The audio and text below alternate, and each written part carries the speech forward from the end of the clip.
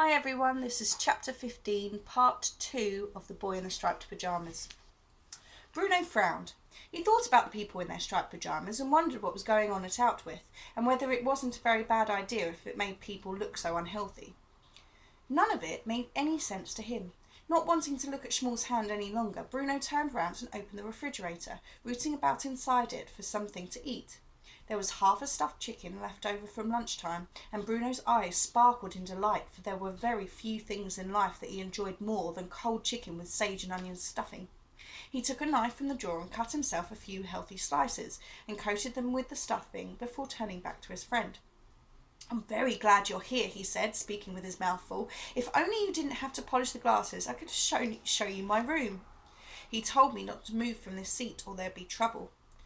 "I wouldn't mind him," said Bruno, trying to sound braver than he really was. "This isn't his house, it's mine, and when Father's away, I'm in charge. Can you believe he's never even read Treasure Island?" Schmall looked as if he wasn't really listening. Instead, his eyes were focused on the slices of chicken and stuffing that Bruno was throwing casually into his mouth. After a moment, Bruno realised what he was looking at and immediately felt guilty. "Oh, I'm sorry, Schmall," he said quickly. "I should have given you some chicken too. Are you hungry?" "That's a question you never have to ask me," said Schmall, who, although he had never met Gretel in his life, knew something about sarcasm too. "Wait there, I'll cut some off for you," said Bruno, opening the fridge and cutting another 3 healthy slices. "No, if he comes back," said Schmall, shaking his head quickly and looking back and forth towards the door. "If who comes back? You don't mean Lieutenant Kotler?" "I'm just supposed to be cleaning the glasses," he said, looking at the bowl in front of him in despair, and then looking back at the slices of chicken that Bruno held out to him. "He's not going to mind," said Bruno, who was confused by how anxious Schmall seemed. "It's only food." "I can't," said Schmall, shaking his head and looking as if he was going to cry. "He'll come back. I know he will." He continued, his sentences running quickly together. "I should have eaten them when you offered them. Now it's too late. If I take them, he'll come in and—" "Schmall, here," said Bruno, stepping forward and putting the slices in his friend's hand. "Just eat them. There's lots left for our tea. You don't have to worry about that." The boy stared at the food in his hand for a moment and then looked up at Bruno with wide and grateful but terrified eyes. He threw one more glance in the direction of the door and then seemed to make a decision, because he thrust all 3 slices into his mouth in one go and gobbled them down in 20 seconds flat. "Well, you don't have to eat them so quickly," said Bruno. "You'll make yourself sick." "I don't care," said Schmall, giving a faint smile. "Thank you, Bruno." Bruno smiled back and he was about to offer him some more food, but just at that moment Lieutenant Kotler reappeared in the kitchen and stopped when he saw the 2 boys talking. Bruno stared at him, feeling the atmosphere grow heavy, sensing Schmall's shoulders sinking down as he reached for another glass and began polishing. Ignoring Bruno, Lieutenant Kotler marched over to Schmall and glared at him. "What are you doing?" he shouted. "Didn't I tell you to polish those glasses?" Schmall nodded his head quickly and started to tremble a little as he picked up another napkin and dipped it in the water. "Who told you that you were allowed to talk in this house?" continued Kotler. "Do you dare to disobey me?" "No, sir," said Schmall quietly. "I'm sorry, sir." He looked up at Lieutenant Kotler, who frowned, leaning forward slightly and tilting his head as he examined the boy's face.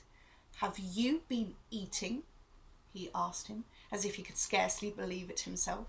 Schmall shook his head. "You have been eating," insisted Lieutenant Kotler. "Did you steal something from that fridge?" Schmall opened his mouth and closed it. He opened it again and tried to find words, but there were none. He looked towards Bruno, his eyes pleading for help. "Answer me," shouted Lieutenant Kotler. "Did you steal something from that fridge?"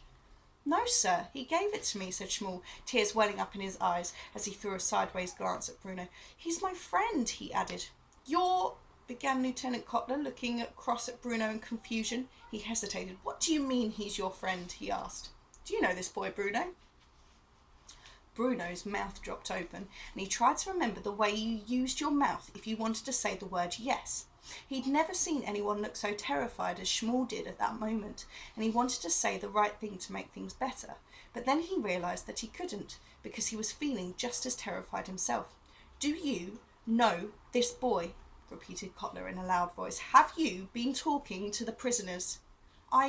He was here when I came in," said Bruno. "He was cleaning glasses." "That's not what I asked you," said Kotler. "Have you seen him before? Have you talked to him? Why does he say you're his friend?"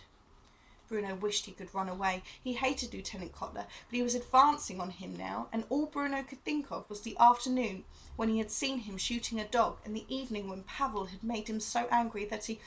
"Tell me, Bruno," shouted Kotler, his face growing red. "I won't ask you a third time."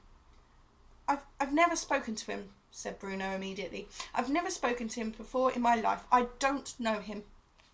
Lieutenant Kotler nodded and seemed satisfied with the answer.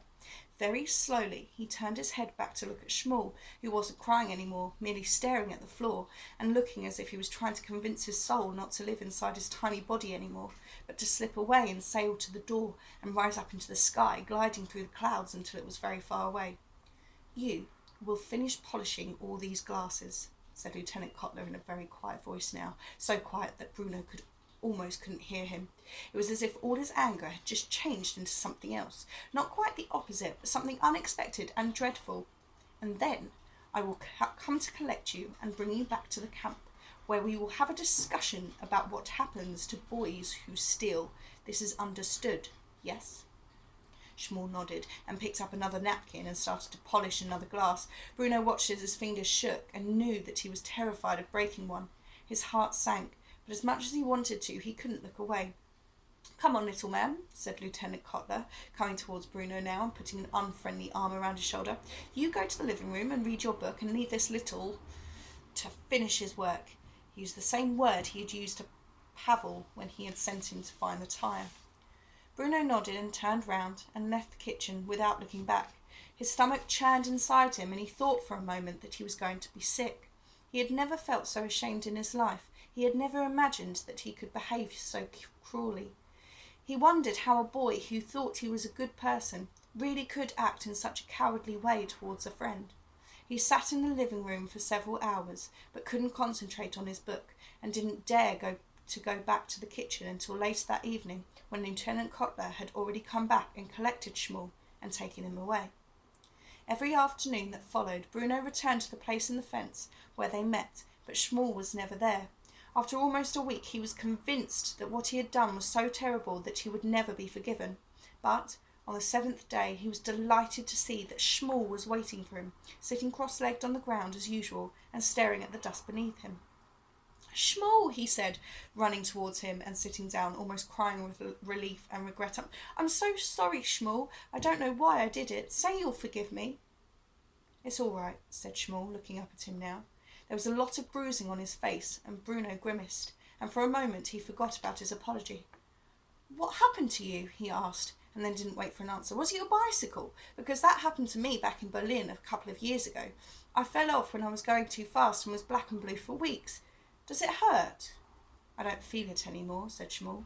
"It looks like it hurts." "I don't feel it any more," said Schmuel. "Well, I'm sorry about last week," said Bruno. "I hate that Lieutenant Kotler. He thinks he's in charge, but he isn't." He hesitated for a moment, not wanting to get sidetracked. He felt that he should say it one last time and really mean it. "I'm very sorry, Schmuel," he said in a clear voice. "I can't believe I didn't tell him the truth. I've never let a friend down like that before. Schmuel, I'm ashamed of myself." And when he said that, Schmuel smiled and nodded, and Bruno knew that he was forgiven. And then Schmuel did something that he had never done before. He lifted the bottom of the fence up like he did whenever Bruno brought him food, but this time he reached his hand out and held it there, waiting until Bruno did the same, and then the two boys shook hands and smiled at each other. It was the first time they had ever touched. And the question is, what would you have done in Bruno's situation?